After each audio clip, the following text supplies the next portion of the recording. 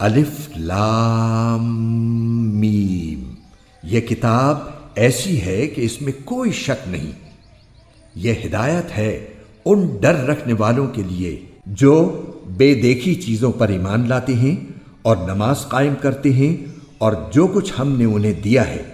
اس میں سے اللہ کی خوشنودی کے کاموں میں خرچ کرتے ہیں، اور جو اس وحی پر بھی ایمان لاتے ہیں جو آپ پر اتاری گئی اور اس پر بھی جو آپ سے پہلے اتاری گئی، اور آخرت پر وہ مکمل یقین رکھتے ہیں۔ یہ ہیں وہ لوگ جو اپنے پروردگار کی طرف سے صحیح راستے پر ہیں، اور یہی وہ لوگ ہیں جو فلاح پانے والے ہیں۔ بے شک وہ لوگ جنہوں نے کفر اپنا لیا ہے ان کے حق میں دونوں باتیں برابر ہیں، چاہے آپ ان کو ڈرائیں یا نہ ڈرائیں، وہ ایمان نہیں لائیں گے۔ اللہ نے ان کے دلوں پر اور ان کے کانوں پر مہر لگا دی ہے، اور ان کی آنکھوں پر پردہ پڑا ہوا ہے، اور ان کے لیے زبردست عذاب ہے۔ کچھ لوگ وہ ہیں جو کہتے ہیں کہ ہم اللہ پر اور یوم آخرت پر ایمان لے آئے، حالانکہ وہ حقیقت میں مومن نہیں ہیں۔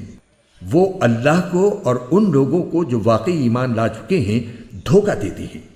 اور حقیقت تو یہ ہے کہ وہ اپنے سوا کسی اور کو دھوکہ نہیں دے رہے،